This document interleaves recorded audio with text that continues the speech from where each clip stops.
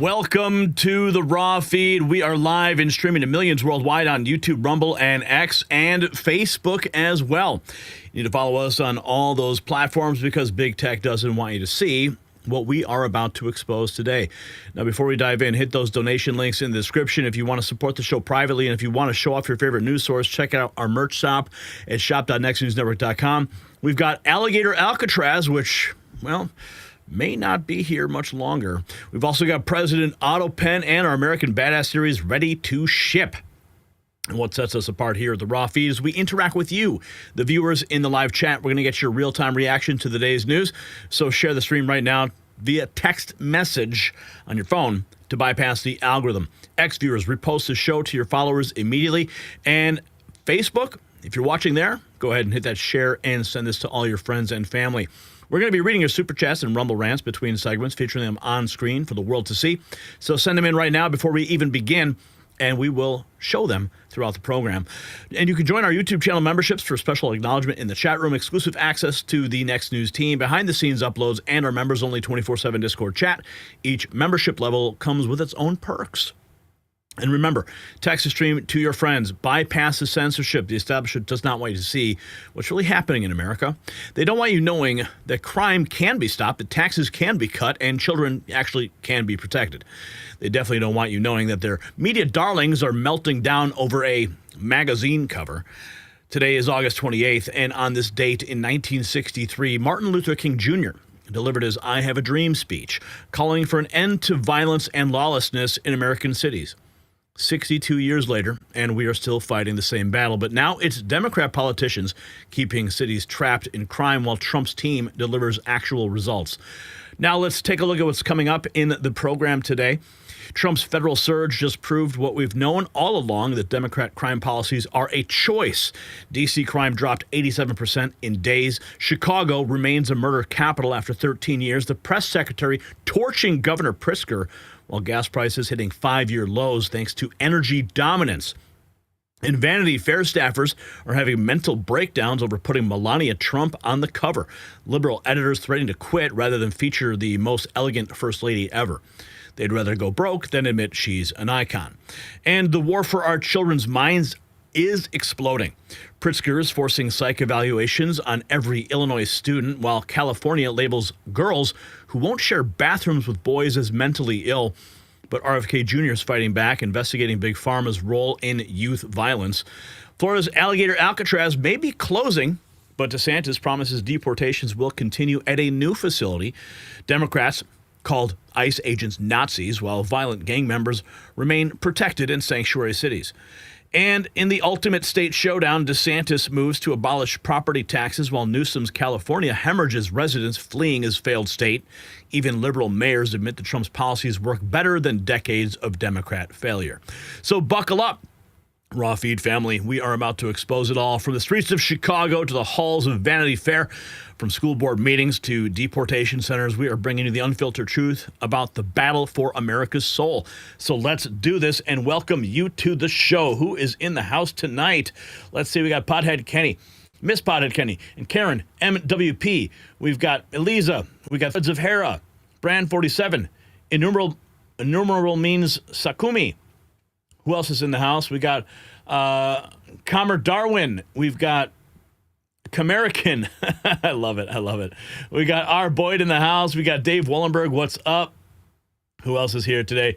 We got the one and only Rhonda Don. We got Scooby Dragon, Tyson Curie. Come on, guys. This is your moment to shine. Sound off. Who else is here? Let's see. We do not have trivia questions today because the reason we are so early is because I'm going to go and celebrate my 19-year anniversary with my beautiful wife immediately following this program. So we have big plans. So with that said, let's just jump right into the show because there is no time to waste.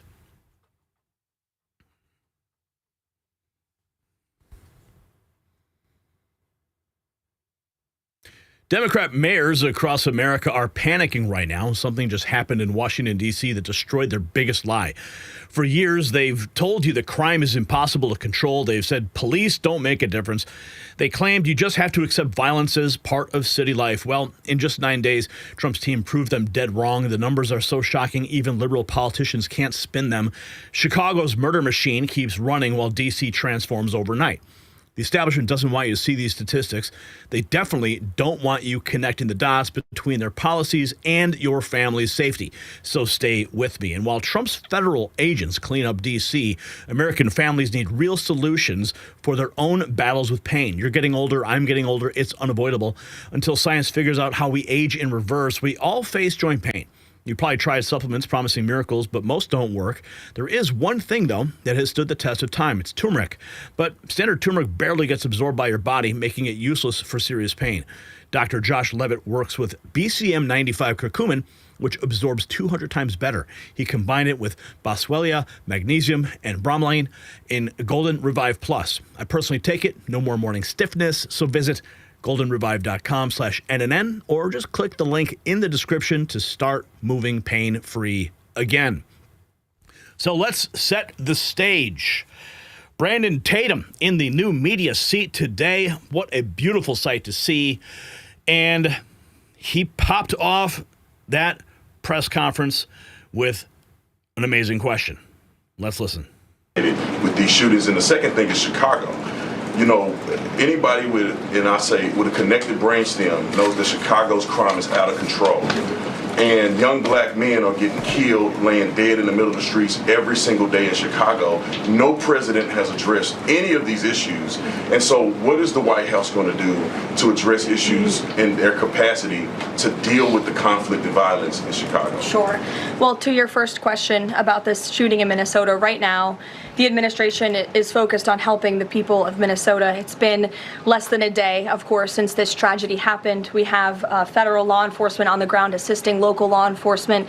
This investigation is ongoing. There's still a lot of facts to understand about these circumstances, and so we're going to continue to do that. As for Chicago and cracking down on crime, it is a priority of this administration to ensure that American cities are safe again, and I'm so glad that you brought up the crime in Chicago, because we've been seeing the governor of Illinois parading out there saying that there's nothing wrong with Chicago. It's a great place to live. There's no crime there. He doesn't need President Trump's help. Well, I think the residents of Chicago beg to differ, and the statistics beg to differ. And I'll just share a few of those statistics with all of you. For 13 consecutive years, Chicago has had the most murders of any U.S. city.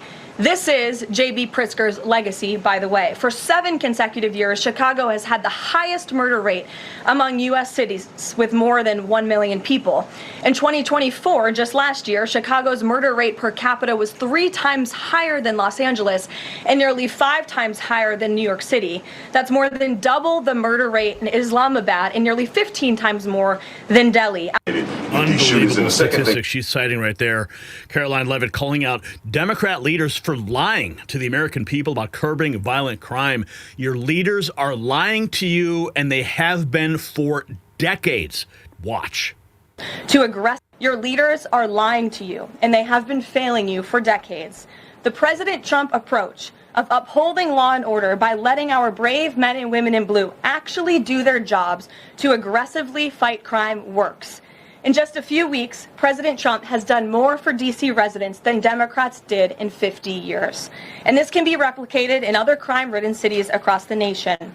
As President Trump has said, all of these elected officials in charge have to do is pick up the phone and ask for the president and the federal government's help. President Trump doesn't care if they are a Republican or a Democrat leader. He wants Americans to be safe and for every law-abiding American citizen across the country to be able to thrive in their city and in their community. With that, I'll take questions here in our new media seat today. Yeah, you know what? Just pick up the phone. That's all you got to do. But see, the problem with these Democrat leaders is if the moment they pick up the phone is the moment that they are asking for help. Why would they need help? It's because it admits that their policies are absolute failures that are creating terror on their streets. Now, let's continue here. The press secretary blasting Pritzker's legacy. safe again. And as for Chicago and cracking down on crime, it is okay. So yeah, we just played that. According to new polling, this is more from the press secretary. 81% of Americans say crime is a major problem. According to new polling, 81% of Americans say crime is a major problem in large cities across the country. And a clear majority of Americans believe the president's actions are justified and necessary to reduce crime in these cities. Indu Bhatia, who runs a liquor store a half mile from the White House here just down the street, is one of those Americans who are grateful for President Trump's public safety push. Indu recently told the New York Post that her store was robbed so many times that they had to spend exorbitant sums of money on security, jeopardizing her family's financial future. But thanks to President Trump's strong action, Indu said, quote, "All of my employees, including me, we feel much safer, and even our customers feel really happy when they walk into our store." And just yesterday, Washington, D.C. Mayor Muriel Bowser credited President Trump for surging federal law enforcement personnel and said neighborhoods, quote, "feel and are much safer." We thank Mayor Bowser for her cooperation and her willingness to help us make D.C. safe and beautiful. This entire effort has vindicated what President Trump and law and order advocates have been saying for years. According to new President Trump vindicated. But of course, I mean, even Mayor Bowser, that's kind of shocking. Here's more from the press secretary that our message to Americans in Democrat-run cities: decline is a choice. Failing you for this is our message to Americans in Democrat-run cities nationwide. Decline is a choice. You don't have to live in constant fear of being robbed, raped, or murdered. Your leaders are lying to you, and they have been failing you for decades. The President Trump approach of upholding law and order by letting our brave men and women in blue actually do their jobs to aggressively fight crime works. In just a few weeks, President Trump has done more for D.C. residents than Democrats did in 50 years. Wow. And this can be replicated in other crime-ridden cities across the nation. You hear that? It can be replicated. Every single Democrat mayor in a crime-ridden city is freaking out right now after hearing that. President Trump has said all of these elected officials in charge have to do is pick up the phone and ask for the president and the federal government's help. Let's see, we got some more here. Pick up the phone.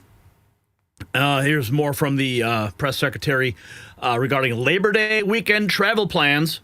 As Americans make their Labor Day weekend travel plans, they will be able to enjoy 5-year low gas prices thanks to President Trump fully unleashing American energy dominance. President Trump ended Joe Biden's Green New Scam policies and is delivering on his promise to make America affordable again. These savings at the pump are giving everyday American families more room in their budgets at the end of each month, which is the exact opposite of what we saw under the previous administration. The previous administration was a joke. Here is a Chicago restaurant owner blasting local leaders for their soft on crime policies. Do you own a restaurant in Chicago? How are you doing? And we will see the federal government has failed the city of Chicago for many years. One is they're not prosecuting gun violence charges. These are federal offenses. We need the federal government to step in and prosecute the federal charges, which are all the guns, and we will see the crime reduced. I mean, we need the federal government to start prosecuting. If they got to step in, they got to step in, because the judges that are placed in Cook County right now are not detaining, they're not prosecuting. We continue to see with this 17-year-old kid who assaulted these 3 young men. He's got a history, and I know he's a juvenile, but he has a history. He's been on the street. People recognize him. He's very dangerous, and they continue to release people. If you go back when Kim Foxx was the prosecutor, she released over 9,000 people out of Cook County Jail. That only made it worse for the city of Chicago. We're trying to take our city back, but we need the help from the federal government to step in, prosecute them, have federal judges lock up these repeat violent offenders, to put every child at risk, And like I said, a mother of a 5-year-old child who got shot in the head doesn't care the numbers or how many people were killed 10 years ago. We're talking about real time today. Why are everybody put in danger? The people are going, children are going back to school, and if we don't put a curb on it, we're going to lose a lot of children to crime. You know, They keep saying, oh, crime's down, crime's down, crime's down. He makes a good point. Why are we talking about crime from 10 years ago? Why does it even matter? Let's talk about the crime that's happening today. Here is Mayor Bowser talking about the streets of D.C. and how it's worked, President Trump's policy. Has helped. This is what we think in just a couple of weeks of experience has worked. Having more federal law enforcement officers on the street. You hear that, Brandon Johnson? You hear that? There's the mayor of D.C. It works. While you can't answer a question about having an increased police presence on the ground in Chicago, here's a mayor that says it works. Does she bring up housing as a solution? I don't think so.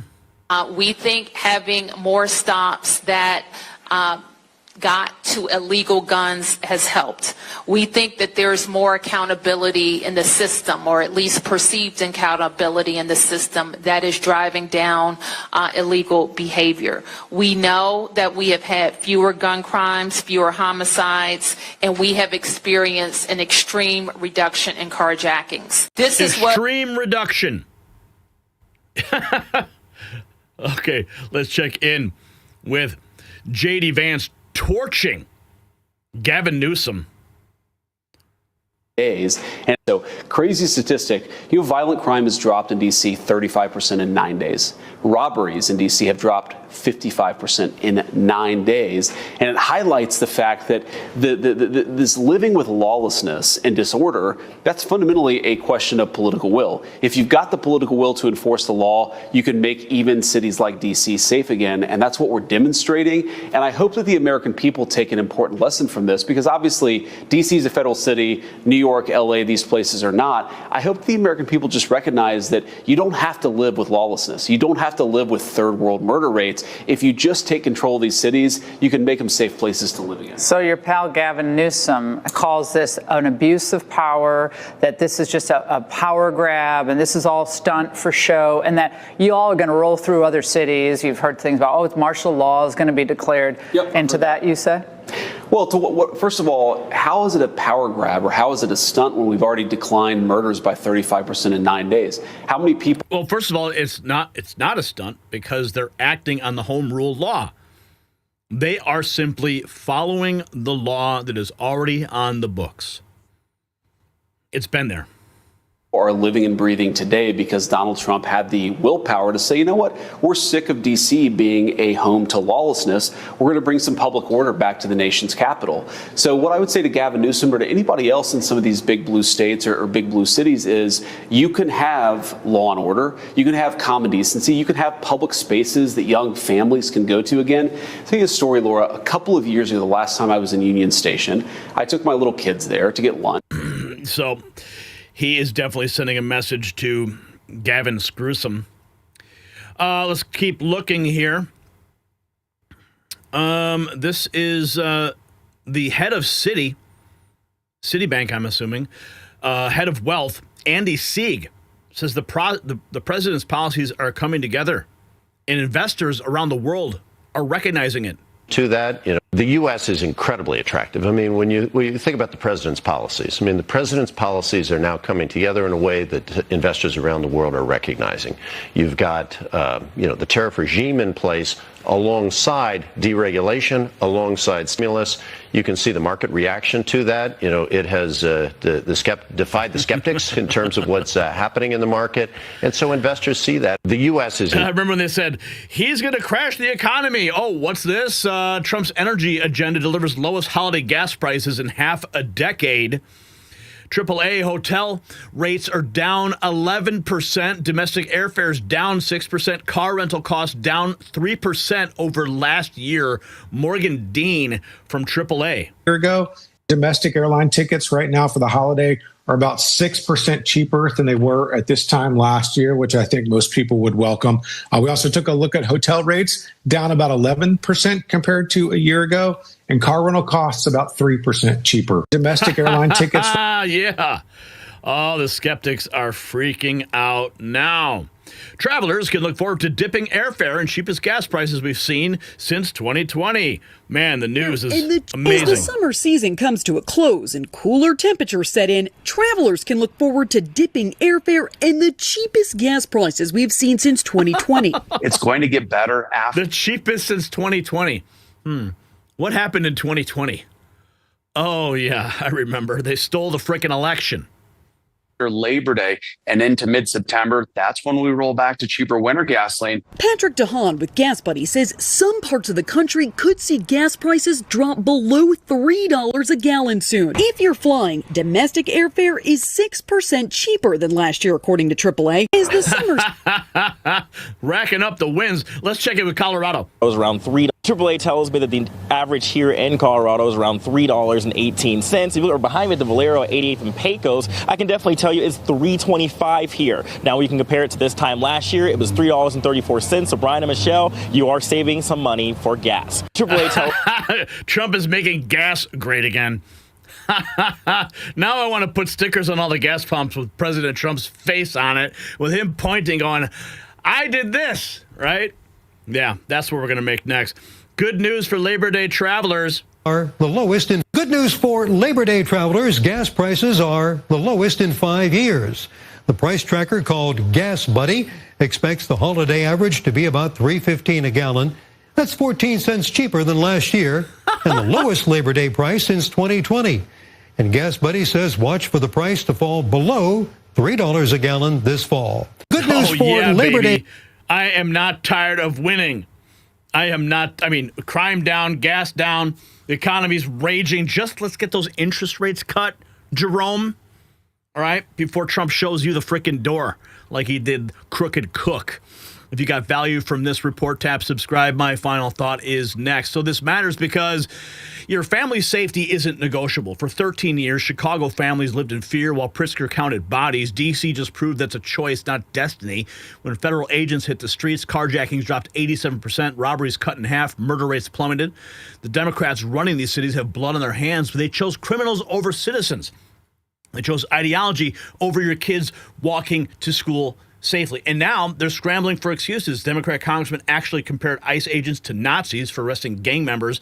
That's how desperate they are. Meanwhile, working families saving money at the pump thanks to Trump's energy policies while also feeling safer on the streets. So here's my question. Should federal agents be deployed to every Democrat-run city to stop the violence? Drop a yes or no in the comments. And don't forget to check out our merch shop. It's linked below. You might find something you like.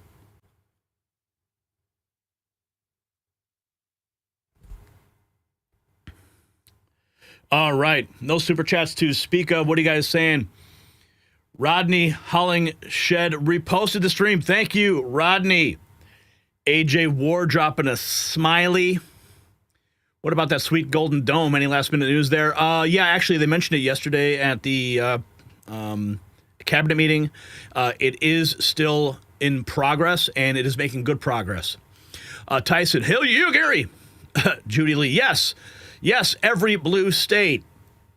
Okay, moving on to what's happening. There's a massive meltdown. Of course, this is what liberals do best. They freak out anytime there's something positive in the Trump world. But this one is long overdue. All right, let's get to it, Brian. In a sane world, Melania Trump would be celebrated like Michelle Obama, magazine covers, fashion awards, glowing profiles. But we don't live in that world. We live in a world where Vanity Fair staffers are literally threatening to quit their jobs if the most elegant first lady in American history appears on their cover. One editor reportedly screamed they'd walk out the door. The same magazine that fawned over every Democrat first lady can't stomach putting Melania's face on their publication. What are they so afraid of? Why does this former supermodel trigger such rage in the fashion elite? Well, the answer reveals everything wrong with our media, so keep on watching. And while the media elite rages against Melania, Americans face real health challenges. Have you ever wondered what happened to Chuck Norris? Well, I saw a video he made recently. I was shocked. He's in his 80s. He's still kicking butt, working out, and staying active. What's even more shocking, he's stronger, can work out longer, and has energy for his grandkids. He did this by making one simple change. He says he still feels like he's in his 50s. His wife started doing it too. She's never felt better. Now, Chuck made a special video, explains everything. You can watch it by going to chuckdefense.com/next. It's linked down below. The legendary Chuck Norris at 84 years old has more energy than me. chuckdefense.com/next. Okay, so we've got this just in. The leaked Vanity Fair cover. Vanity Fair's upcoming Melania Trump cover has staff in revolt. Sources inside Vanity Fair tell me 3 senior editors threatened to resign during today's emergency meeting. One reportedly screamed, "I don't work for MAGA, a MAGA propaganda machine." The cover, shot by Annie Leibovitz, shows Melania in couture with the headline, "The American Queen," and it's absolutely stunning. And it's absolutely stunning. Marketing department estimates 2.5 million newsstand sales would beat their Obama exclusive by 400,000, but editorial is in meltdown. More drama. Top writer refused the assignment to profile her, calling it normalizing fascism. Another source says Anna Wintour personally called the EIC to express concern. The photo apparently included 47 white doves and a gold-plated eagle. Very subtle, Melania. The cover drops Monday. Get your popcorn ready because liberal media Twitter is about to explode. Take a look at this beautiful cover. It is something to behold. The American Queen, Melania Trump's silent revolution inside the private world of America's most enigmatic First Lady. Fashion, power, the art of saying nothing, special collector's edition. Now, I do have a confession to make. I made that cover with AI. But the facts are the same. I made that because I wanted to just troll the left even harder because they are melting down over this being a possibility. Okay? So there's my disclaimer. But check this out. Outkick writing, it's a no-brainer. Vanity Fair should promote Melania Trump going on the cover of their magazine. Close. I get it. People are mad. Donald Trump, evil. His wife, by proxy, evil. Blah, blah, blah, blah. Oh, shut up. All right. But it always drove me mad because Melania Trump is the hottest woman to ever sit in the First Lady's chair. And it ain't close. I mean, everybody's some hags. I mean, let's be honest. And then when a lot of them open their mouth, I'm thinking about Hillary Clinton here, there's some real hags. But Melania Trump is beautiful. She's smart. She's sexy. She speaks 5 languages. She's always put together. Why wouldn't she be on the cover of every effing magazine? Now, I keep hearing liberals are the most tolerant of us all. They're full of I mean, damn. If I am Vanity Fair, here's what I do. I do exactly what's happening with Fox, Big Noon Kickoff, and Dave Portnoy. I promote the shit out of this. I promote the hell out of this. I promote the hell out of the fact that I'm firing workplace people because they're too stupid to work for me. And I'm putting the hottest first lady ever in a great outfit on the cover of my magazine and doing an in-depth interview with them. And I'm telling the women that don't want her on the cover of that magazine to suck it. Oh, wow. Yeah, he's not holding back. As you know, all the publications have refused to put Melania on the cover of anything for years. Joy Reid apparently stepping right into this one. She compared the on-air news team at MSNBC to the cast of Sesame Street. Scheinman ran with it. He also weighed in on the lefties at Vanity Fair, threatening to quit if Melania is on the cover. But you know what? Now, the new head of Vanity Fair magazine reportedly wants First Lady Melania Trump to be featured on the cover, which has led to, listen to this, employees threatening to walk out the door in more colorful language, if you will. Should employees be playing politics, do you think, Eric, with the First Lady? Well, this is what leftist media does. They always play politics. Why would you treat a Republican fairly? You can have Democrats on the cover, but you can't have a Republican First Lady. But you know what? Let them leave. Let the door hit them on the way out. If this is the hill that they want to die on over this to make this a political statement, have at it. Yep. Former MSNBC host Joy Reid responded to the network's separation from NBC and how they were the viewer's friend. Take a listen. We had all kinds of people. We had gay folks, straight folks, men, women, blacks, Latinos, Asians, very few of the Asian, the small, there are not that many Asian Americans that even get these opportunities. We had like multiple Asian Americans. We had all these different people. So we were relatable, right? We were like Sesame Street. Eric, are you buying the nostalgia here? And what about the MSNBC rebrand? Oh, well, they're a lot like Sesame Street, as in they seem to be a bunch of puppets just regurgitating leftist, words from their leftist handlers. As far as the new rebranding, not the best logo in the world. Kind of looks like it says PMS with that flag in front of it. I'm not quite sure who came up with that one. They should get together with Cracker Barrel. Now, the new head of Vanity Fair. Get together with Cracker Barrel. There's an interesting one. Okay, let's keep going here. We've got this Vanity Fair staff in meltdown. More from Fox. Liberal outlet reports suggest its new boss is potentially interested in featuring Melania as liberal outlets shift to woo the administration. Melania was excluded from the nation's fashion magazines, including Vogue and Vanity Fair, during her first time in the White House, despite previous First Lady features. Michelle Obama was on 12 magazine covers during her 8 years as the First Lady, including 3 times. How many? What did she say?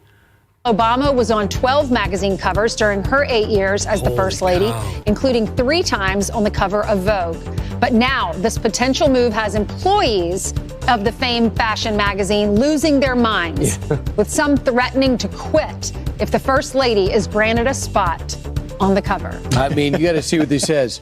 I will walk out of this blank door, half my staff. This, according to who is a mid-level editor. We're not going to normalize that despot and his wife. So that's the attitude of the people you hire. I would say, listen, if you're going to walk out because you don't like my cover, you don't understand who the boss is, you should leave. She's the Vogue before she became First Lady.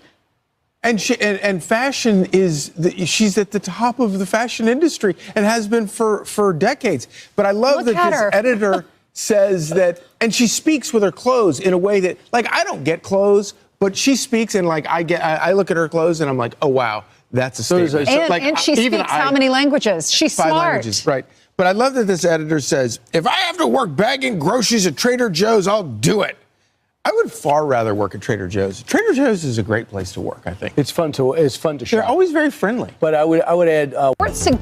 Ring that bell. We got some more here. Gutfeld, they went into it on Vanity Fair's Melania meltdown. This is going to be good. According to a report, Vanity Fair's new editor is interested in putting First Lady Melania Trump on its cover. And the magazine staff is totally fine with it. Just kidding. They're outraged and ready to quit. One unnamed editor even whined to the Daily Mail saying, I will walk out the door and half my staff will follow me. We are not going to normalize this despot and his wife. We're just not going to do it. We're going to stand for what's right. Now, who knows if they'll follow through and leave? Another employee said they doubt people would quit a prestigious job over it, or even a job at Vanity Fair. Also, would they really have the balls to quit if they didn't even give their name to the reporter? They didn't even say their name was Spartacus. Missing a perfect opportunity for a movie reference that I don't get at all because it wasn't in Happy Gilmore. The truth is, threatening to quit over something like this is dumb. Like when Greg's contract talks stalled over his demand for a second helicopter. More than 77 million Americans voted for Trump. Sure, some of them got lost on the way to the polls. But you can't shut them out and pretend they don't exist. And it's not like the magazine's publisher, Condé Nast, has shied away from this before. Melania did appear on the cover of Vanity Fair Mexico in 2017. Michelle Obama appeared on Vogue's cover 3 times while she was First Lady, and Jill Biden was on 2 during Joe's term. And Doug Emhoff, he was on the cover of Immoral Housekeeping. The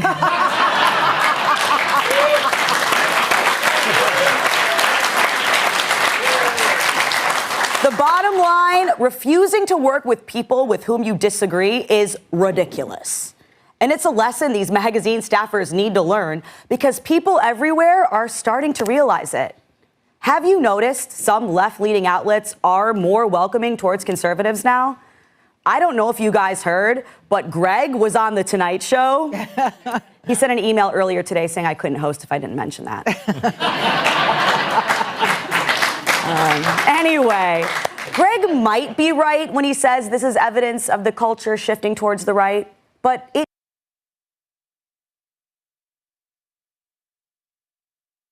What's funny is that Gutfeld gets better ratings than all of them. could be a shift not away from the left or even toward the right, but towards a culture that doesn't decide the value of a person based on politics. We used to call it being an American. So, thank you.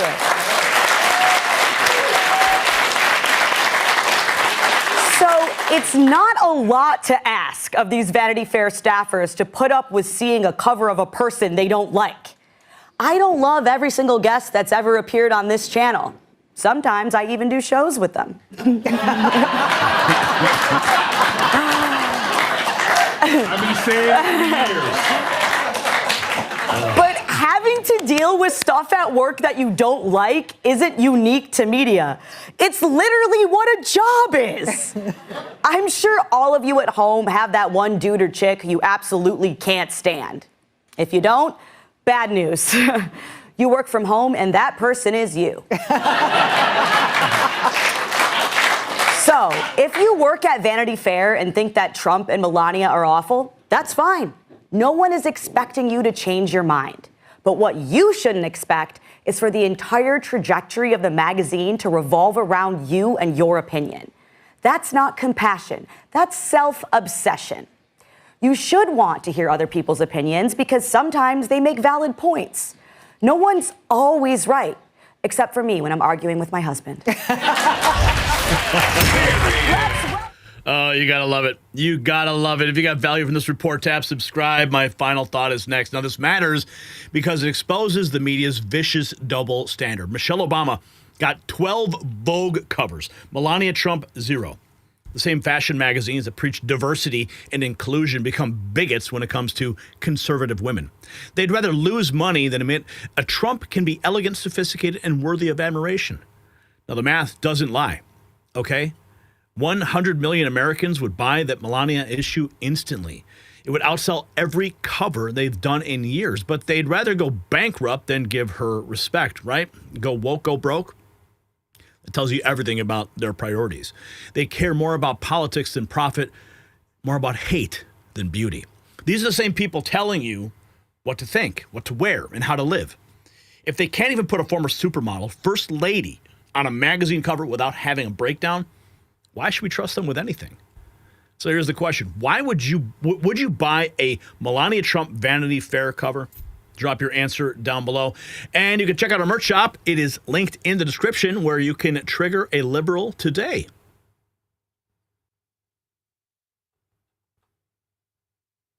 All right, 2 super chats to get to. MAGA King dropping $5. Thank you for that.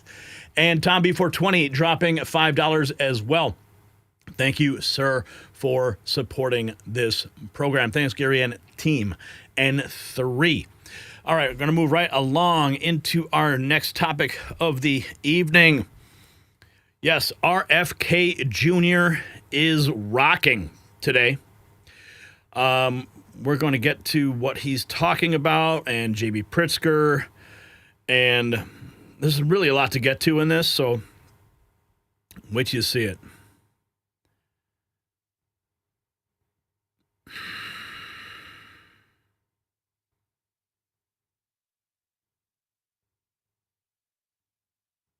Okay.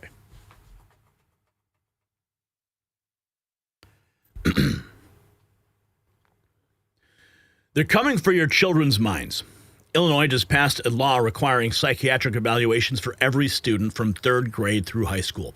California forcing girls to declare themselves mentally ill if they won't share bathrooms with boys.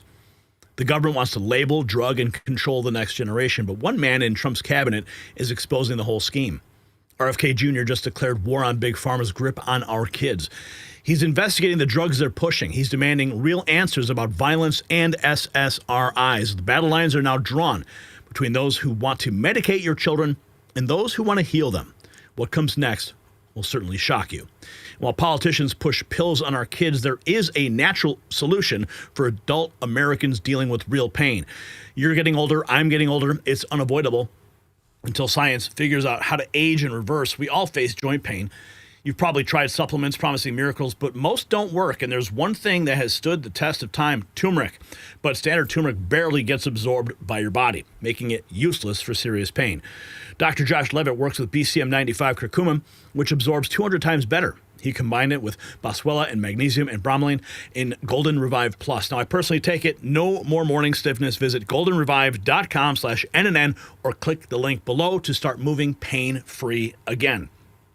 Now, this just in, Health and Human Services Secretary RFK Jr. announces investigations into SSRIs and their contribution to the trans violence epidemic.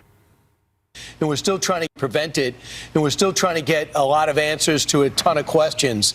But the one thing is clear, you are dealing with a person who's trans, that was transitioning. Are you going to be examining at all some of the drugs that are used in order to make that transition happening, to see if it plays a role? Because we also know there was a trans shooter in the Tennessee situation. Yeah, we are doing those kind of studies now at NIH. We're launching studies on the potential contribution of some of the SSRI drugs and some of the other psychiatric drugs that might be contributing to violence. You know, many of them on there have black box warnings that warn of suicidal ideation and homicidal ideation. So we can't exclude those as a culprit, and those are the kind of studies that we're doing. So I've never seen that medicine, but you're saying that if you get it, some of the side effects could be? There are black box warnings on some of these psychiatric drugs that warn about in their clinical trials that they saw suicidal and homicidal ideation. So, you know, we are going into that with an open mind. Prevent it. And we're still. And that's how you can prevent those tragic occurrences from people. There's a side effect. It is a known side effect. Now, in Temecula Valley Unified School District, they're accused of forcing girls to claim mental health issues if they don't want boys in their restrooms. Girls should never be forced to choose between their privacy and being labeled mentally unwell. Let's check in with the school board there. They're simply we all share the same goal here, keeping our children safe, supported, and able to learn without distraction. This is a distraction. My concern is the requirement that students who feel uncomfortable in a situation of sharing a facility with someone of the opposite biological gender must file a mental health reasonable accommodation. That language unfairly labels the student as if they have a disorder, when in reality, they're simply expressing a normal boundary about privacy and safety. This change also forces the parent to suggest an arrangement to make the student feel safe and supported within the school environment. The parent has to come up with a suggestion. The burden of the accommodation should not fall on the majority of the students who are simply using facilities consistent with their biological sex, telling them that they must either adjust or be permanently marked with a mental health record. That isn't fair, and it discourages students from speaking up when they feel unsafe. As a former United States Marine, I know firsthand how serious that can be. If I carried a mental health accommodation as a young person, it could have disqualified me from serving. We should not risk closing doors for students in the future simply because they express a normal, healthy boundary today. Policies like this can also create unnecessary vulnerabilities and increase risk, situations that could have easily been prevented with a balanced approach. To make this real, in my own home, I do not allow my teenage boys to be undressed around my teenage daughter. That's not because of judgment, it's because about healthy boundaries, modesty, and safety. It is not just my daughter who would feel uncomfortable. My sons are also very uncomfortable with the idea of a male being in their sister's private space. All three of my children feel strongly about these boundaries, and I believe the school should respect them as well. A more balanced approach would be the student requesting access to a different facility or be offered a private or single-use option under their own accommodation request. Wow. That way, their needs are met, the law is upheld, all without stigmatizing other students or forcing them into. Wow. But did you hear what she said there about how it could affect enlistment in the military? Sex, telling them that they must either adjust or be permanently marked with a mental health record. That isn't fair, and it discourages students from speaking up when they feel unsafe. As a former United States Marine, I know firsthand how serious that can be. If I carried a mental health accommodation as a young person, it could have disqualified me from serving. It could have disqualified her from serving. Now, what's happening in Illinois? Now, we covered this a couple weeks ago, but check this out. They want mandatory health screening starting in the next school year. Illinois is demanding children beginning third grade in public school undergo annual psychiatric evaluations. Now, what happens to that child's record? It's a permanent mark, and it could, in fact, affect enlistment in the United States military. That's a national security issue. But Governor Pritzker in Illinois doesn't see that far. Screenings is to ensure the state of Illinois is now demanding that children beginning in the third grade in public school undergo annual psychiatric evaluations. At a time when our kids are struggling with anxiety and depression more than ever before, it's our responsibility to ensure that young people have all the support that they need to get the help that they deserve. The new law will require public schools to offer age-appropriate screenings to identify mental health concerns in students in the 3rd through 12th grades. The point of these annual screenings is to ensure that they drug as many children as possible with psychoactive medications so that those children become loyal customers of Big Pharma for life. And of course, they'll also become profoundly unhappy people, which accounts for roughly 100% of the Democrats' voter base. So it's a win-win for politicians like J.B. Pritzker and for Big Pharma. And it's a lose-lose for you and for your children. The state of Illinois is now demanding that children beginning in the 3rd grade. You see what's going on here? There was a, we have some more here. Okay, so this is some of the conversation was had on the floor in Illinois about the state-run mental health screenings on every Illinois student, 3rd through 12th grade, while keeping parents in the dark about their right to opt out. This is yet another mandate shoved onto local schools and another way for government to stick its nose where it doesn't belong. Parents, not politicians, should decide what's best for their kids. Who will be developing this mental health screening and the language in the mental health screening? ISB will be procuring a universal mental health screening tool that school districts will have the option to use, but they will also have the option not to use that tool that ISB has procured, and they will maintain the option to procure their own tool at the district level. Okay, so the school district will have the availability to use whatever mental health screening they feel is appropriate to that school district. Yes. I want to point out a nuance here, Rep. Yes, they will.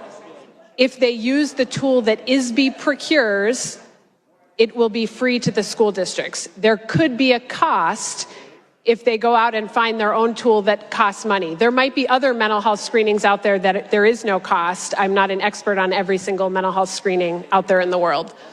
Okay, thank you.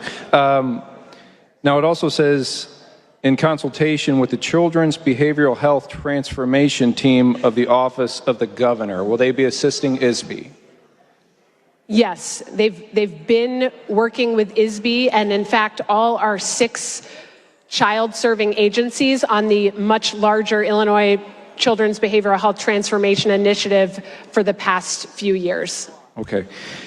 And you had said that, like my son or daughter could opt out of this mental health screening. How will that be made available to me as a parent to know that my child is going to have a mental health screening at their school? That's a great question. And I'm going to be very, very clear about this. So for the school districts that aren't doing this already, when this officially comes online from the state's perspective, every single school district will have to have an opt-out policy that you're aware of. The nuances of exactly how that policy will be communicated to parents and guardians will be up to the school district. Okay, that particular portion of the bill does concern me quite a bit, because there could be a situation where I'm not made aware in a timely manner, or not made aware, don't really know what's going on, with this mental health screening, and my kids are not going to come to me and say, hey, Dad, they want to do a mental health screening on me tomorrow and then tell me what's going on. That's not going to happen. So basically, we'll leave it up to each individual school. And then it just falls through the cracks. And then parents are busy. It happens last minute. And all of a sudden, before it's too late, they're already being diagnosed by some school psychiatrist. And the record is forever marred. So this is dangerous territory. Here's more. The state of Illinois has decided officially that every single student in public schools, grades 3rd through 12th grade, will get mental health screenings once a year, beginning in the 2027-28 school year. There's so many issues with this. In 2022, Governor Pritzker of Illinois launched the Children's Behavioral Health Transformation Initiative to address long wait lists, fragmented systems, and overwhelmed families. The state contracted with Google Public Sector to build an organization called Beacon. She says that this beacon was built on Google's cloud, which was powered by AI. Psychiatric hospitals are now required to funnel discharged children into Beacon to ensure continuity of care, which means that children's most sensitive data will be processed through an AI-driven system owned and operated by Google. The issue is that you are now compromising the data of presumably all the children in the Illinois public schools, and you're handing that data over to the state. You want to know the best wellness center a kid could ever ask for? Their home. Oh, man, that is terrifying. I want to check in with Jack Lombardi. He made this post earlier today. As I've said before, if we're really a loving nation like progressive Governor Pritzker claims Illinois is a loving state, then we should be getting the trans people the mental health care they need, not feeding and justifying their mental illness.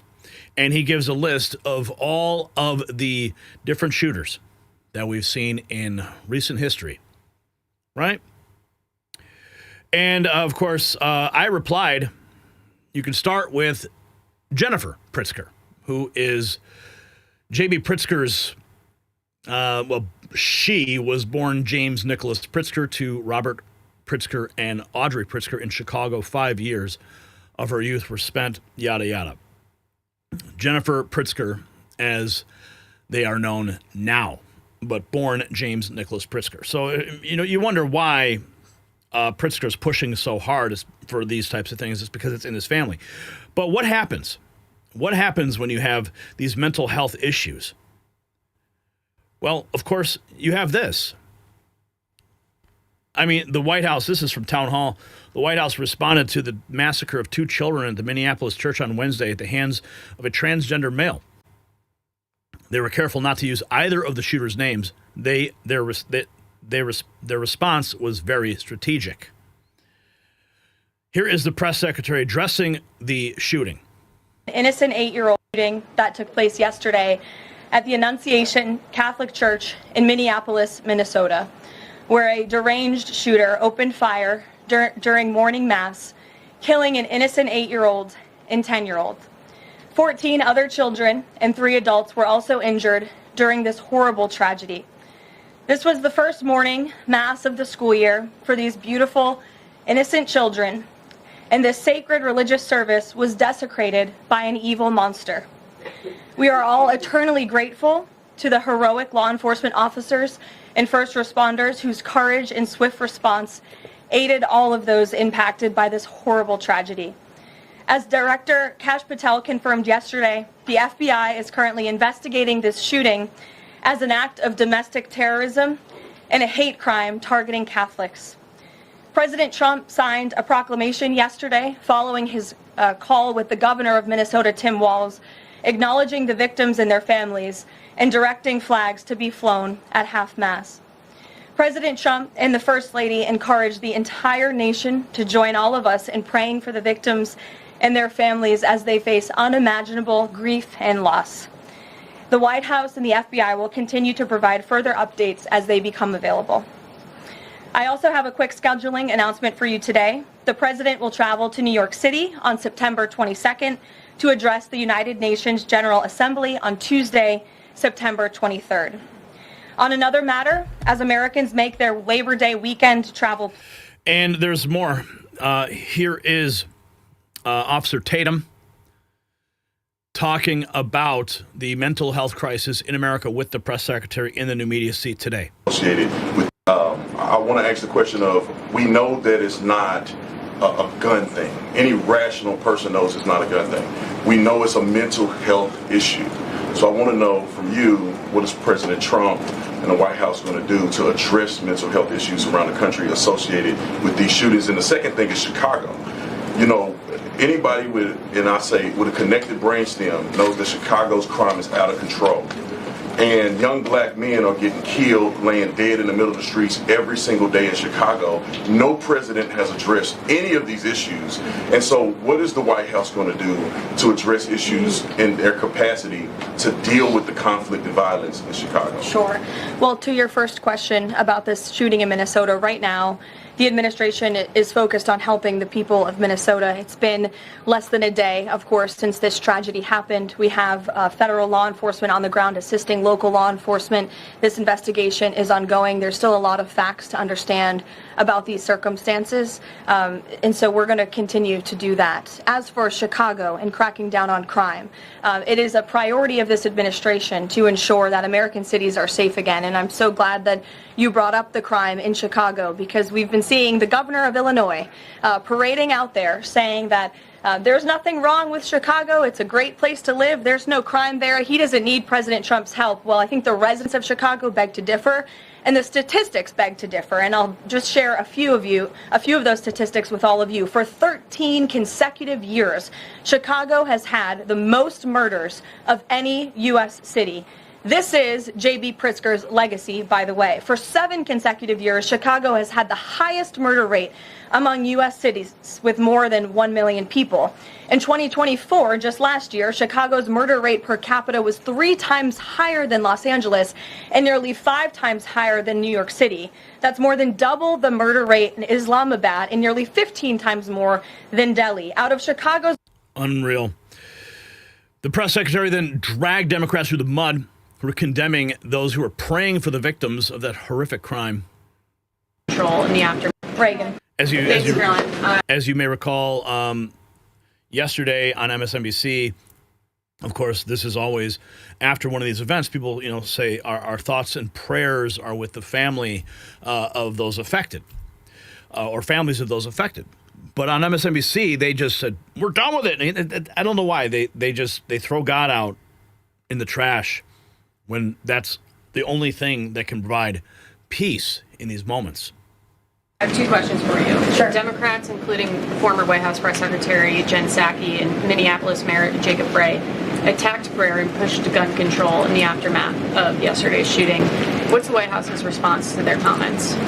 Yes, I saw the comments of my predecessor, Ms. Psaki, and frankly, I think they're incredibly insensitive and disrespectful to the tens of millions of Americans of faith across this country who believe in the power of prayer, who believe that prayer works, and who believe that in a time of mourning like this, when beautiful young children were killed while praying in a church, it's utterly disrespectful to deride the power of prayer in this country, and it's disrespectful to the millions of Americans of faith.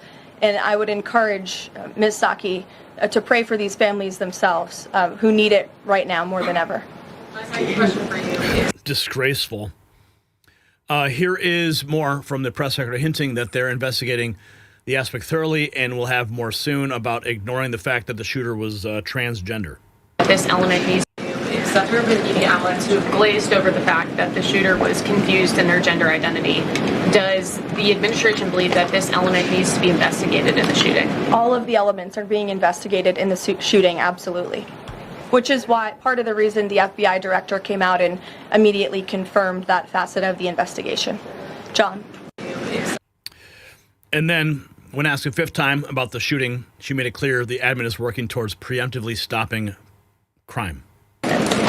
What's the administration's message to some concerned parents across the country who might be now worried about their kids' safety in light of the latest incident? We completely and totally understand the concerns of parents across the country.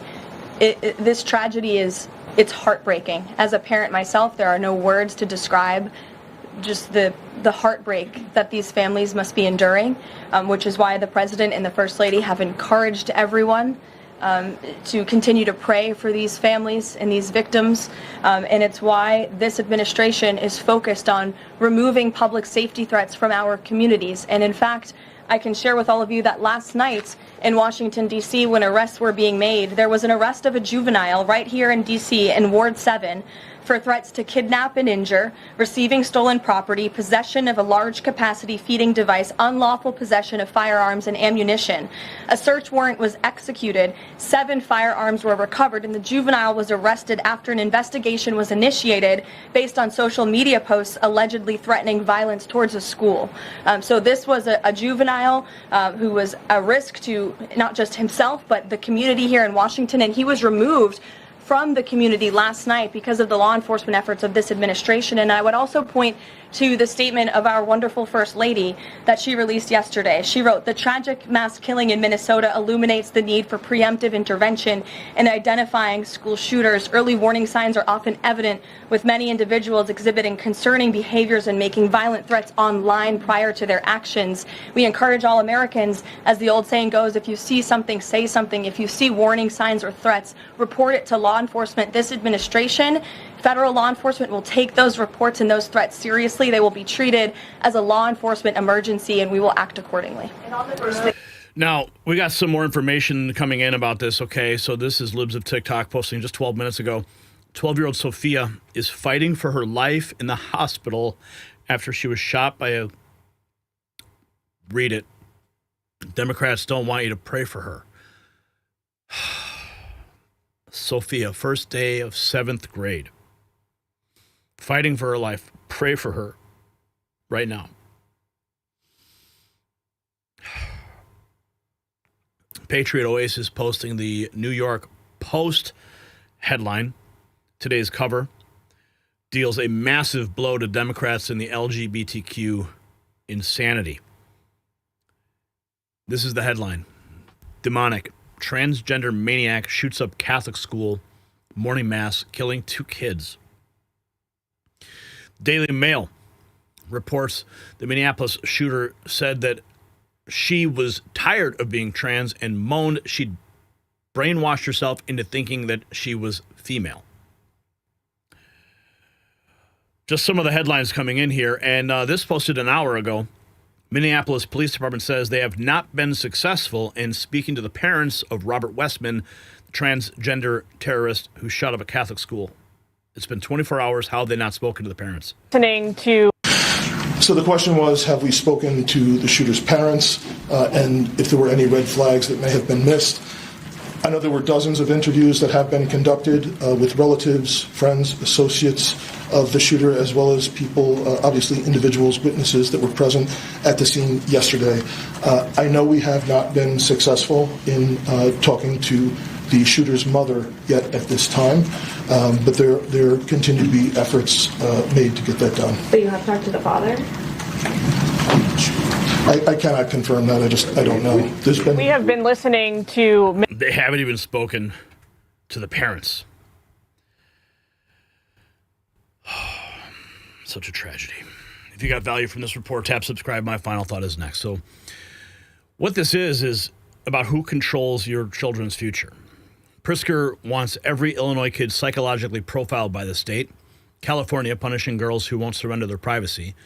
They're building a pipeline from the classroom to the pharmacy, labeling normal kids as mentally ill for refusing to comply with insane policies. RFK Jr. sees through the scam. He's exposing how SSRIs might be driving this violence.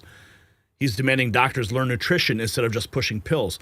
He said it perfectly. If there are no Republican or Democrat, there are no Republican or Democrat children, just American children who deserve protection from pharmaceutical predators. The choice is crystal clear. One side wants to drug your kids into compliance. The other wants to feed them real food and treat them like human beings, not lab rats. It's not about health care. It's about control. They want your children dependent, medicated, and obedient. So here's my question for you. Should parents have the right to opt out of all school mental health screenings? Drop a yes or a no in the comments. And if you want to support the Next News Network, do it with some merch. It's linked down below where you can trigger a liberal today.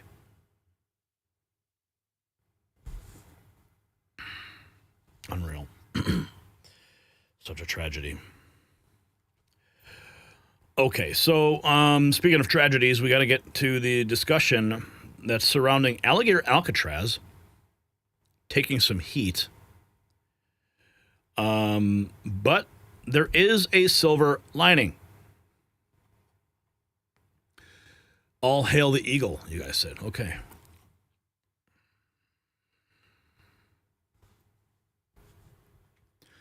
A federal judge just ordered Florida's Alligator Alcatraz shut down. The controversial Everglades detention facility that opened this summer is being emptied after lawsuits claimed human rights violations. Liberal activists are celebrating, but they're about to get a rude awakening. Governor DeSantis already announced the next move. Former ICE Director Tom Homan inspected the facility himself and found it clean and humane. Now, he's making promises about what comes next for violent criminals awaiting deportation. One Democrat congressman compared our ICE agents to Nazis. The same week, a gang member and designated terrorist sits awaiting removal. The battle over America's borders just took a very dramatic turn, so do not look away. And while deportation facilities face legal battles, there is one battle that you can win today against aging. Have you ever wondered what happened to Chuck Norris? Well, I saw a video he made, and I was shocked. He's in his 80s, still kicking butt and staying active. He's stronger, can work out longer, has energy for his grandkids. He did this by making one change. He says he still feels like he's in his 50s. His wife started doing this one thing too, and she's never felt better. She feels 10 years younger. Her body looks leaner, and she has energy all day. Chuck made a special video explaining everything at chuckdefense.com/next, or click the link down below. The legendary Chuck Norris is 84 years old with more energy than me. chuckdefense.com/next. And we thank the legendary Chuck Norris for sponsoring this program. So, the controversial immigration facility in Florida Everglades, this is ABC News Live, will soon have no detainees. Florida known as and the controversial migrant detention center in Florida known as Alligator Alcatraz will likely soon be empty. A federal judge has denied a request by state and federal officials to keep the Everglades facility operating. She says the government's unlikely to win on appeal and that the facility failed to conduct required environmental reviews. The judge also says the government, quote, offered little to no evidence for why this detention camp in this particular location is uniquely suited and critical. The facility has been the focus of several lawsuits over civil rights complaints and environmental concerns. A top state official says the facility will likely be empty within a few days. How and the controversial migrant ridiculous detention is that? center. Here is Tom Homan talking about Alligator Alcatraz. This was posted about 7 hours ago. Here he is on Fox. Spent the entire day down. Well, first of all, Alligator Alcatraz, I got a lot of questions about that, so I actually made a trip down there. I spent the entire day down there. So I don't think this judge went down there and toured the facility because I think the decision is bad. I mean, I walked through the detention part where the aliens were housed, clean, well kept. And I went to the medical facility and talked to the medical staff and seen the great medical program they had there. It had no serious medical issues, but if there was, they actually had a helicopter there to take them to the nearest trauma center. But they had a great medical facility there that I went through and talked to the physicians and the nurses. I went to the cafeteria and looked at the food they were feeding these people. And as far as environmental concerns, I mean, I was briefed that all the waste, all the non-potable water, all of that is taken off the facility every day. And as far as the facility itself, it's sitting on existing concrete that was already there in the airport. So I don't understand the judge's ruling. I think it's a radical decision. I think it's really about anti-immigration enforcement rather than the conditions of the facility. I was there. Look, well, first. Yeah, it's clear this is just a political hit job trying to use environmentalism and inhumane conditions to shut it down. Well, Governor DeSantis has announced deportations will continue after a federal judge ordered to close. We are not going to be deterred. We're totally right on this. We're going to be opening another facility called Deportation Depot. This is not going to detainee processing center down in South Florida at Alligator Alcatraz. I just want to say this was not something that was unexpected. This is a judge that was not going to give us a fair shake. This was preordained. Very much an activist judge that is trying to do policy from the bench. This is not going to deter us. We're going to continue working on the deportations, advancing that mission. We knew that this would be something that would likely happen, and we will respond accordingly. That have already been ordered to be removed by the current system, and yet the previous administration didn't want to do anything about it. We're now in this position where we're leading the state efforts to help the Trump administration actually enforce the law and actually remove these illegal aliens from not just Florida, but from our country. And that's something that we didn't have for 4 years, and now that's something that we're absolutely on board with making sure happens going forward. And so we're not going to be deterred. We're totally in the right on this. But I would also note, because of the success of Alligator Alcatraz, there's demand for more. So I did announce that we are going to be opening another facility right outside of Jacksonville in Baker County, and we've called that the Deportation Depot. And so that is something that will be able to hold another 2,000. There's an airport close by, and so you have the processing and then the removal detainee processing center. Yeah, so it's like whack-a-mole, right? You got these wacko judges, activist judges, trying to shut down Trump's policies of deportation with the assistance of Ron DeSantis and Alligator Alcatraz. Well, guess what? You knock down one, we're going to build another. All right? You can't stop what is destined to happen. Daily World News 26 writes, Florida Alligator Alcatraz will close in days. Opened in July 2025, faced lawsuits. It housed Florida's controversial immigration detention camp, nicknamed Alligator Alcatraz, will officially shut down in just days. Opened in July 2025. Okay. Trump administration says moving detainees out of Alligator Alcatraz after judge orders facility operations to wind down. Here we have an absolutely unhinged Representative John Larson screaming that ICE agents are the SS and the Gestapo for arresting illegal immigrants. This from Rapid Response 47. Democrats continue to value illegals and criminals over law-abiding citizens while endangering the heroes working to keep us safe. It is sick. Listen. This is not Germany. That's the SS and the Gestapo. This is the United States of America. Unmask yourselves. This is not Germany. Oh my goodness, man. They're just so unhinged. Let's check in here more with Tom Homan on with Sean Hannity talking about Kilmer Abrego Garcia. He's a significant public safety threat. You got it right. He's a gang member, designated terrorist. And he's been ordered removed by 2 different federal judges. He's been indicted for human trafficking and alien smuggling. He's a bad man. And I'm telling you, I'm giving you my word. He will be deported from this country. I got my teeth in this thing. I'm not letting it go. As far as the story now, he's going to claim asylum. First of all, he's beyond the required 1 year. He's been here longer than that, so he should be able to qualify for asylum. And if the judge rules on the law is about asylum seekers. You got to be escaping fear and persecution from your home government because of race, religion, and political affiliation. Well, he's not going to his home country, right? So he's going to either Uganda or any other country we decide to send him to. What is the evidence that he can present that he's going to be persecuted because of his race, religion, and political affiliation? He's got to present that evidence. He doesn't have evidence. So if the judge rules on the law, he's gone. He is gone. Oh, but he wasn't done there. Talking about President Trump.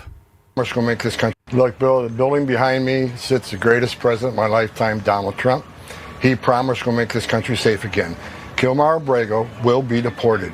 Him and his attorneys are putting off the inevitable. But if the judge rules on the statute, if the judge rules on the law, he's going to go home because now he wants to claim asylum, which means he's escaping fear and persecution from your home government because of race, religion, and political affiliation. He's not going to his home government, right? We know that. So he's going to have to prove that he has some sort of political asylum, and like Uganda or Costa Rica or any other country, which he simply can't. He has no case. And plus, it's beyond a year where he can claim asylum anyways. So if the court rules on the basis of federal law, he's going home. And I got my teeth into this. I'm not letting go. He is going to be deported. He's a danger to the community. He's a terrible person. He doesn't deserve to walk the streets of this great nation. He's a gang member, terrorist, wife beater, pedophile, human trafficker, alien smuggler. He needs to go home. Look, Bill. Oh, wow. Yeah, he didn't miss any words there, did he? So even though they can try to shut down Alligator Alcatraz, another facility rising in its wake, and guarantee there will be some more unhinged liberals who will be more than happy to challenge that as well. If you got value from this report, tap subscribe. My final thought is next. Now, the fight is about sovereignty versus surrender. Alligator Alcatraz may be closing, but DeSantis already announced Deportation Depot is coming. Did you hear that, Todd? Looks like we need to get a new T-shirt in the merch shop, Deportation Depot. We should make a logo. It looks like the Home Depot logo, right? How about that?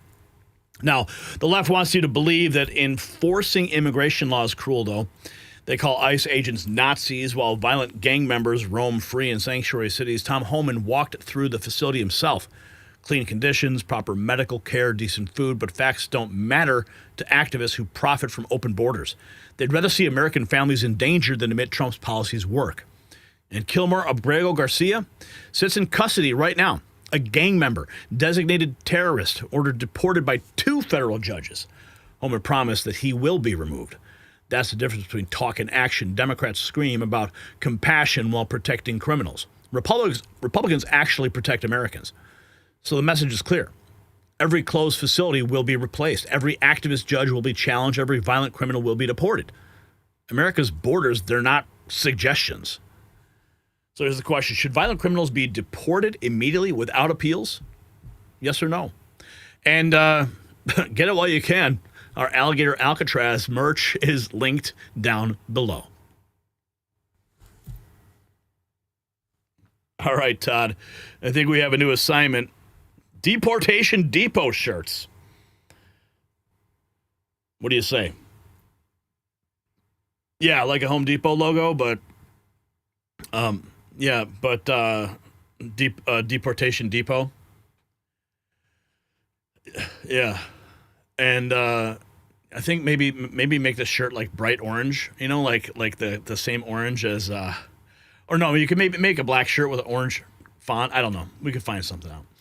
Tom B 420 dropping $10. Thank you, Tom B. Man, dropping a cash today. $15. Thank you so far. All right, we're at $30 in chat revenue, and we're going to be moving into our final topic of the evening here. Yep. Ron DeSantis, Governor Newsom, they are going at it. This kind of feels like it might be a preview to the 2028 election, if you remember. Well, I'll save it for the segment. All right. Brian, reset your Zoom, and we will get into topic number 5. 2 governors, 2 futures. One just fired off subpoenas at liberal officials blocking his plan to abolish property taxes. The other watches his state collapse under the weight of failed policies. Florida versus California. It's not just a rivalry anymore. It's a case study in success versus destruction. DeSantis is moving to return billions to taxpayers through revolutionary DOGE audits that expose government waste. Meanwhile, Newsom presides over mass exodus, crushing debt, and streets filled with homeless camps. Even DeSantis couldn't resist the shot, joking California is number 1 in failure. What happens next could reshape how every state taxes its citizens. It could also be a preview of the 2028 election. The revolution starts in Florida, so stay tuned. And while DeSantis fights to put money back in your pocket, millions of Americans fight daily joint pain. You're getting older. I'm getting older. It's unavoidable. Until science figures out how to age in reverse, we all face joint pain. You've probably tried supplements promising miracles, but most don't work. And here's one thing that has stood the test of time. It's called turmeric. but standard turmeric barely gets absorbed by your body, making it useless for serious pain. And Dr. Josh Levitt works with BCM 95 curcumin, which absorbs 200 times better. He combined it with boswellia, magnesium, and bromelain in Golden Revive Plus. I personally take it. No more morning stiffness. Visit goldenrevive.com/NNN or just click the link below to start moving pain-free again. But there is a lot of pain in California. Now, let's take this is back in, remember that debate between Gavin Newsom and Ron DeSantis? Clearly, they were setting the stage for something we would see in the future. But this was a classic moment. That have moved from California to Florida, and we never used to get people. I talked to a lot of people that have moved from California to Florida, and we never used to get people from California to Florida, or really anywhere in these, because why would you leave California? It's got the best weather, great natural forces. Excuse me, sir. So I was talking to a fella who had made the move from California to Florida, and he was telling me that Florida is much better governed, safer, better budget, lower taxes, all this stuff. And he was really happy with the quality of life. And then he paused and he said, by the way, I'm Gavin Newsom's father-in-law. So we do count Gavin's in-laws as some of the people that have fled California and come to the state of Florida. And why are we getting people to come? We have a 50-year low in the crime rate. You don't see in the last 10 years, we've had a 45% decline in homelessness. California's had a 45% increase in homelessness. We back the blue. I was walking the streets of San Francisco a couple months ago, and I had some of the cops in San Francisco do a beeline to come over to me, and I didn't know what they were going to say. And they're like, we want to thank you for standing for law enforcement, because we don't get that support in the state of California. So people understand quality of life matters. They understand that Florida's doing it right. And I can tell you the numbers speak for themselves. We have way more people moving to this state than leaving. Gavin can't say the opposite. More people are leaving California than are moving into California. Oh, man. Smoked to his face. Here is Gavin Newsom just a couple hours ago abruptly ending a press conference about crime in California as soon as a real question was asked. This shows he hasn't changed and can't answer a single question. This is so bad. Make sure the entire world sees it. Let's watch. I haven't seen this yet. And that's red states that you say are higher, and at the same time, we're here because you're surging law enforcement across the state. So, do you believe that crime is a problem in California or not? Well, sort of a curious question. I made the entire point that crime's an issue, and we want to tackle it, and we continue to do more in that space. And we announced and highlighted some of the expansion. What is not contradictory, respectfully, is that we're doing it in partnership with our local communities. We did it in partnership with the Biden administration prior. We're not talking about the nationalization, the militarization of the Guard and militarizing United States cities. So quite the contrary. Thank you, everyone. Trafficking, is that, I mean, not to get specific, but trafficking in this area.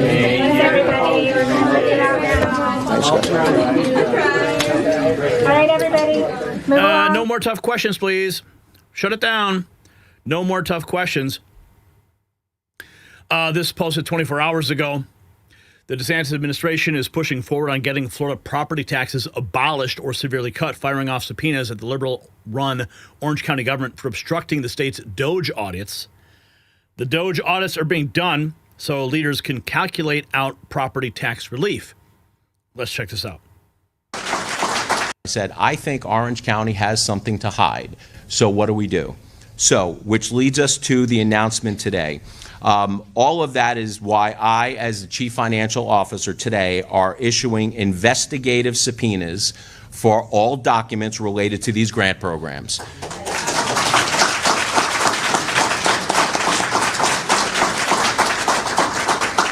In fact, prior to us holding this press conference today, the subpoenas were signed by me, and probably by now they have been handed out to county government. In addition, I have issued investigative subpoenas for Orange County employees who we think were involved in the grant process, the interviews with our team, and uploading partial information, not incomplete information, to Florida DOJ.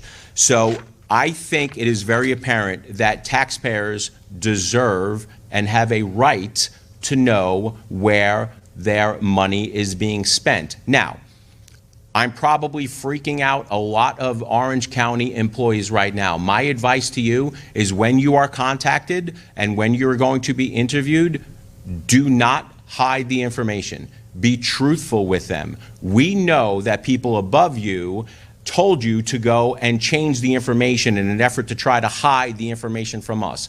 Don't lie to us, because if we have to, we will bring in FDLE and digital forensic units to find out exactly who did what. So please, be truthful with us, be forthright. Our job is to make sure that we get rid of the spending in advance of a property tax cut. Do not put yourself in a situation where you're relying to law enforcement. When I took office, I promised that I was going to be a fiscal pit bull when it comes to spending. I think we're proving here today, and continue what we're doing every day, that we are rooting out waste, fraud, and abuse, and I'm going to continue to hold those promises. I mean every word that I say. If local governments hear my voice, and if they thought me issuing subpoenas, investigative subpoenas, were just a throwaway, sort of like a threat to local governments, well, Orange County fooled around, and now they're about to find out. I said, I think Orange County... yeah, baby. They're going to find out. Here is Governor DeSantis admitting California is number one.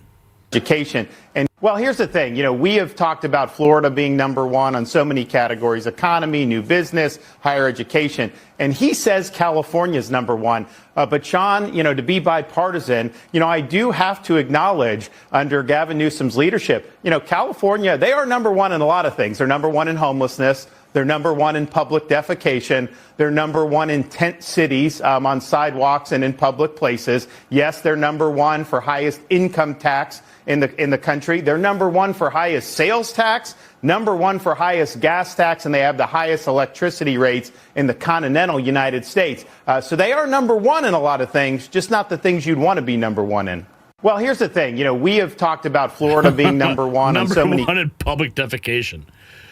Okay, why have you become props to Gavin Newsom's presidential campaign? Carrie Bonet saying this is fire.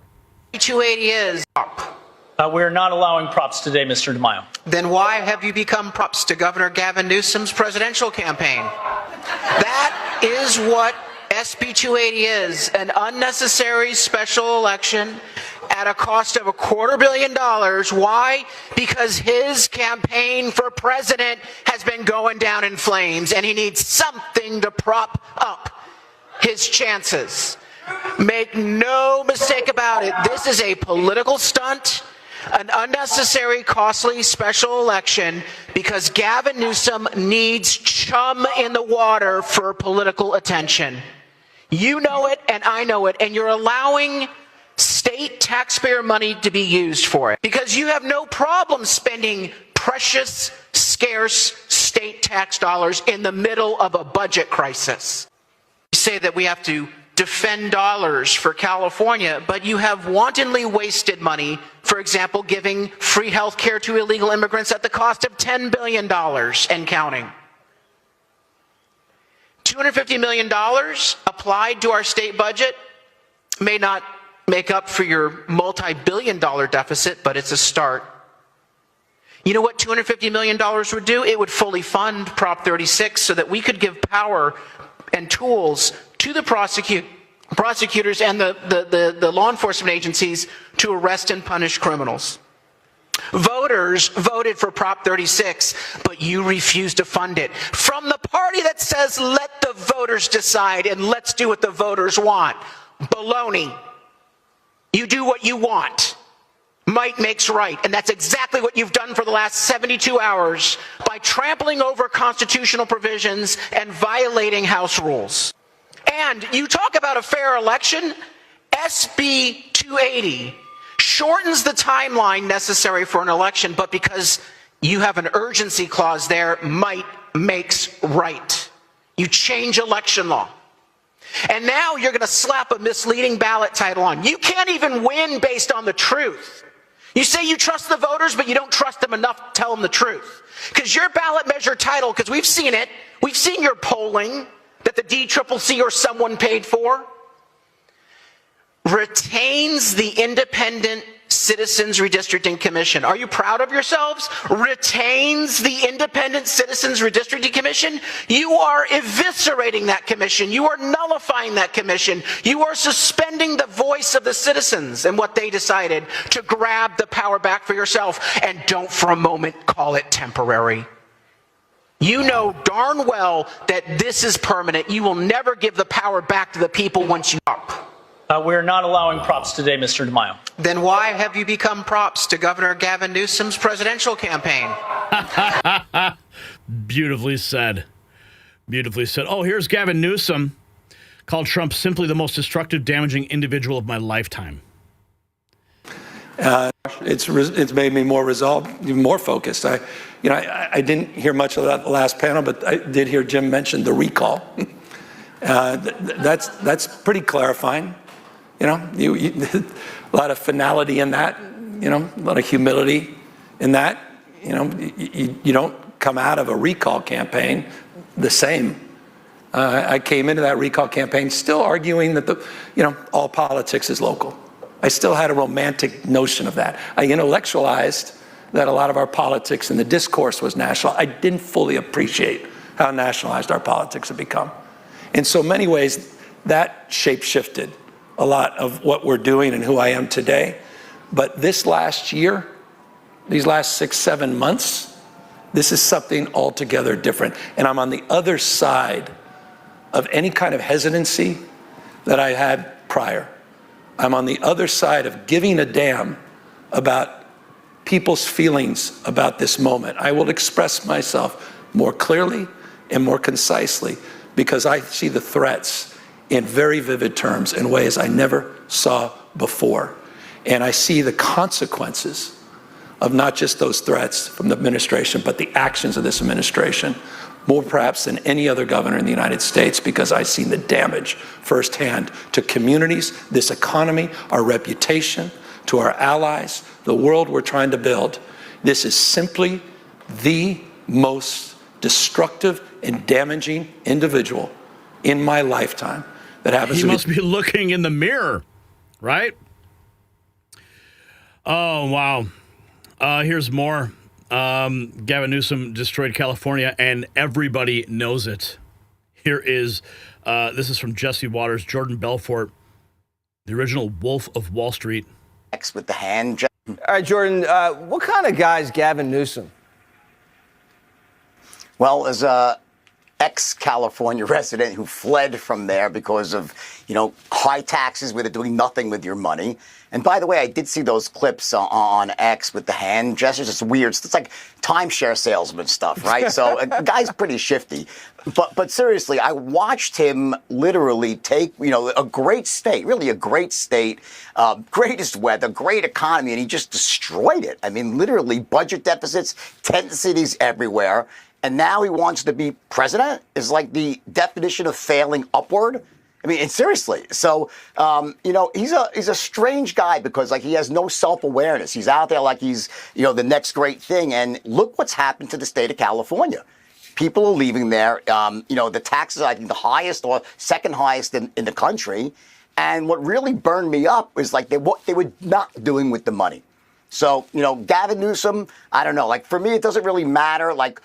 Who is going to be next, candidate for the Democrats, because they're just going to pick it. They don't really have, mini conventions. It's always ordained by the superdelegates. They choose who they want. And really that person is going to be whoever says, I'm going to toe the party line. I'm going to do what the powers that be say I should do. And that's the problem with the Democratic Party, other than their policies suck, is that they never actually have conventions. They're always picked beforehand. The last time was in 2015, seriously, with Hillary. And even then, by the way, they iced out Bernie. So go back even further, it was Obama. So again, Gavin, I don't think he's going anywhere fast. All right, Jordan. If you got value from this report, tap subscribe. My final thought is next. So this is the ultimate red versus blue state showdown. DeSantis proves conservative governance works by moving to abolish property taxes entirely, using Doge audits to expose waste and fraud. They're returning that money to the people who've earned it. Liberal Orange County officials tried to block him. Big mistake. The subpoena is now flying. Meanwhile, California bleeds residents, businesses, and hope. Newsom sits for softball interviews while his state ranks first in homelessness, crime, and people fleeing. Even his attempts to reinvent himself can't hide the destruction.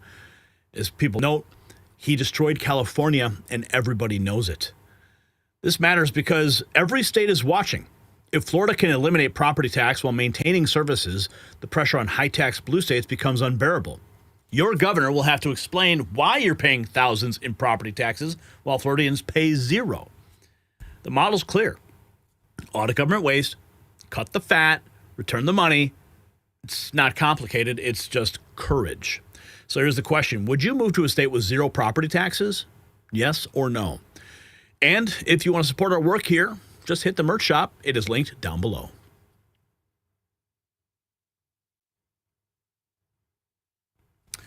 All right, folks, that is a wrap on today's Raw Feed, and what a show it's been. We expose the truth they don't want you to see. And, you know, Trump's federal surge proved that crime isn't inevitable, it's a choice.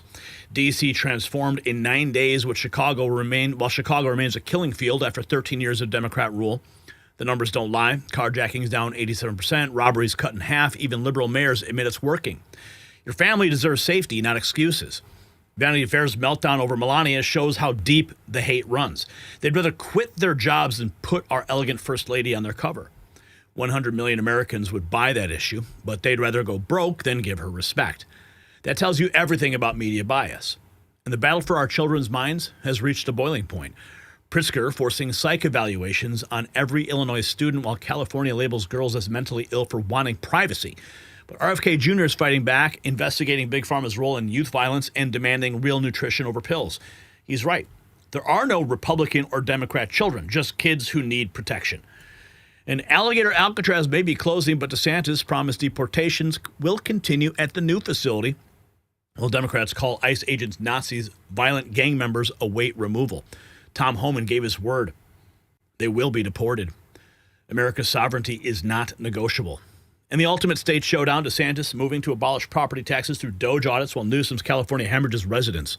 One governor returns money to taxpayers, the other presides over decay. The contrast could not be clearer. So thanks to everyone who sent in Super Chats and Rumble Rants today. Tom B420 dropping one at the last minute, making it now $35 today. Thank you. Your voices matter, and your support keeps independent media alive. Special shout out to our YouTube members getting exclusive content and Discord access. Remember, tell a friend about the Raw Feed. Text the show to someone who needs to hear the truth. Visit our merch shop at shop.nextnewsnetwork.com.